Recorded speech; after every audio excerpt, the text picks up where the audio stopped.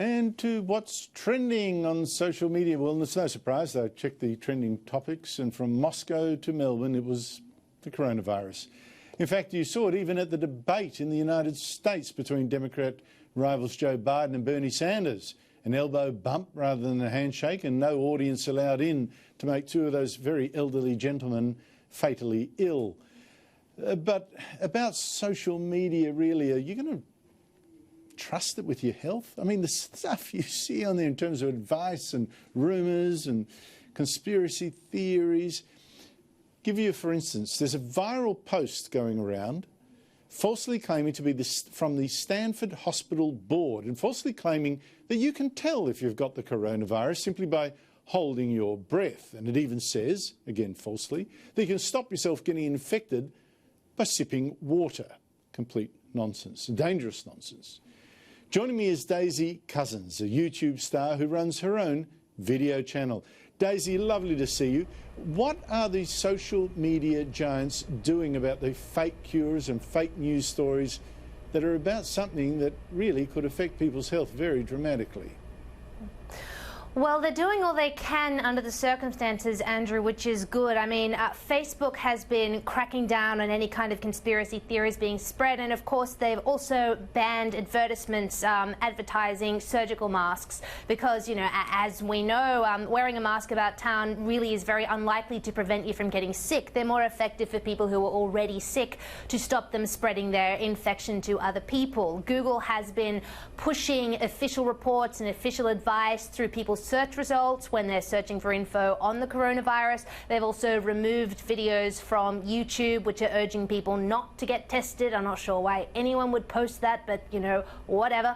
Twitter has been demoting posts that have conspiracy theories in them, just like Facebook has, and they've been boosting posts that are official reports and official advice. So they're doing everything they can, but it's unfortunately not quite working. I mean, as you mentioned, there is still a whole lot of rot and fake news about this virus blasting through the internet for the simple reason, Andrew, that there are a lot of very weird people on the internet, and they really enjoy causing trouble, and trouble it has caused. There was a rumor going around that cocaine could cure the virus, and the worst example I've seen was in Iran, where about 44 people have died and hundreds have been hospitalized, not because of the coronavirus, but from methanol poisoning, because there was an online rumor going around that alcohol could treat COVID-19. And since alcohol is illegal in Iran because they're under Sharia law, the next best thing they had was a kind of bootleg alcohol mixture of methanol and bleach,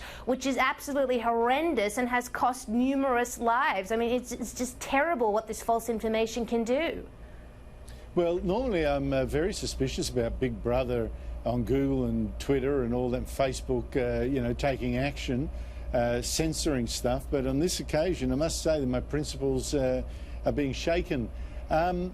Social media is playing the coronavirus. I notice a lot of hate going out, but not just social media, but also the left-wing media for Donald Trump and Scott Morrison. It's a real hate festival of two guys. Well, they might be making mistakes, but I think everyone is making mistakes dealing with something so out of the box. What have you noticed? Oh, well, yes, it's exactly that. I mean, in the case of Scott Morrison, the regressive leftists on Twitter and the moral guardians of the media are using the coronavirus crisis in the same way they used the bushfire crisis, which was to hammer Scott Morrison and the Liberal Party over the head again and again and again for seemingly minor infractions. And you'll notice how quickly, Andrew, they moved from the bushfires to the coronavirus when one was sort of tired and the other got rather trendy. And of course, Scott Morrison, I think, has done extremely well. I think on the coronavirus, his leadership has been very good. He's hardly been doing nothing. Remember, Australia was one of the first countries in the world to instigate travel bans and travel restrictions, even though Morrison was called a racist and a bigot, etc., etc. But he was stuck to his guns. He was well ahead of the curve. He's working desperately hard on this stimulus package to get the balance quite right so that we can protect the economy and protect Australians. You know, what do they want? Do they want blood? And it's the same in the USA with Donald Trump. The left is using this as an excuse to say he's stupid and oafish and it's chaos, blah, blah, blah, blah, blah. Again, it's not true. I mean, Donald Trump, he's ordered more tests. He's harnessed big companies in the private sector to help him with that. He's approved the coronavirus relief package that just passed the House, and he has even, Andrew, suspended interest on student loan debts to relieve the financial burden the virus has had on students and their families. I mean, what else do they want? Their hatred of these world leaders because of their Trump derangement syndrome and Morrison derangement syndrome seems to be stronger than their will for the world to unite and get through this together. It's appalling. Well, I think it's actually worse than appalling. I think it's actually dangerous. I'd even include, I think Labor should suspend its line that I heard again today about Scott Morrison. Is it just spin, or he should get more? You know, the whole thing about Scotty from marketing and spin, and is not a man of substance. It's just for show.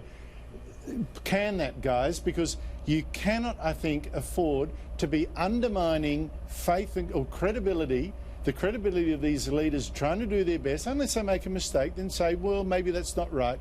But to deliberately, for political reasons, do it because people need to hear what the leaders are saying rather than what the internet and social media is saying. We need a little bit of faith here, guys.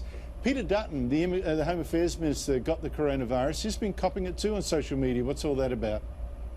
Well, it's disgusting what's been said about Peter Dutton. I mean, obviously, he's not popular with the Open Borders Brigade because of his strong stance on immigration. But when he was diagnosed, there were people quite literally celebrating the fact that he had it and wishing that he would die. I saw tweets of people saying, oh, this is fantastic. I hope it finishes him off. And not only that, I saw people saying that they wish that he would infect Scott Morrison as well, and that Scott Morrison should come to harm because of this virus. And this comes, Andrew, from people on the side of politics who say that they're tolerant and they're empathetic and they care about people. Well, evidently they're not that tolerant if they don't agree with your politics.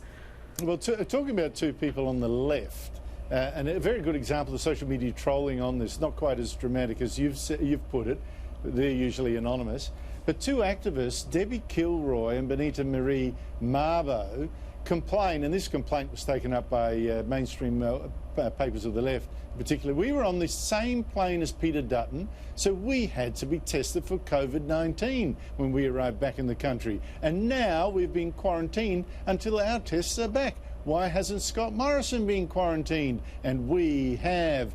Well, there was a big Twitter pile on Dutton and Morrison about these alleged double standards, with a prominent climate alarmist Bill here saying, I don't understand why there's one rule for ordinary people, another one for the government. It's just like the government's, you know, exceptionalism on climate change, blah, blah, blah, blah.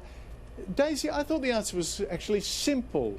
Why were these two women in self-isolation, but the Prime Minister not? Was it really a case of double standards?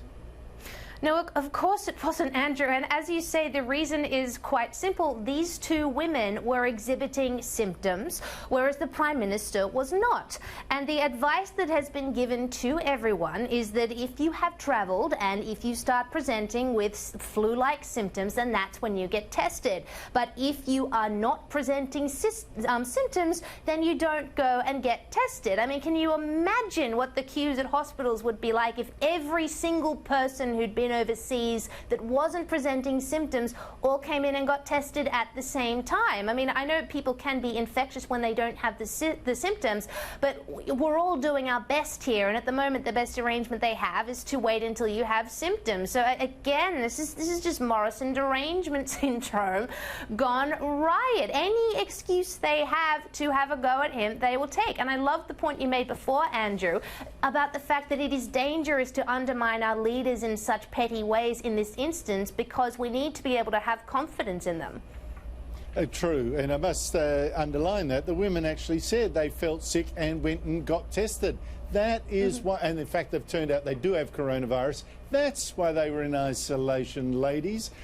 Peter Dutton thought the women's actions were disgusting and suggesting he might have made them sick on the plane. Here he is a few minutes ago talking to Peter Credden from isolation at his home. As I'm advised, the people sat nowhere near me. I think it was on the flight on the way over.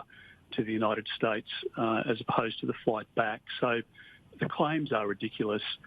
These two people have been long-standing opponents of the government, detest me because of Manus and Nauru and our border protection policies, and yet they're trying to use this to their advantage.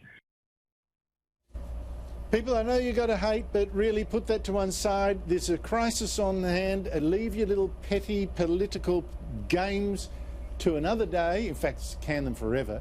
But, you know, not now, not now. Daisy Cousens, thank you so much indeed for your time.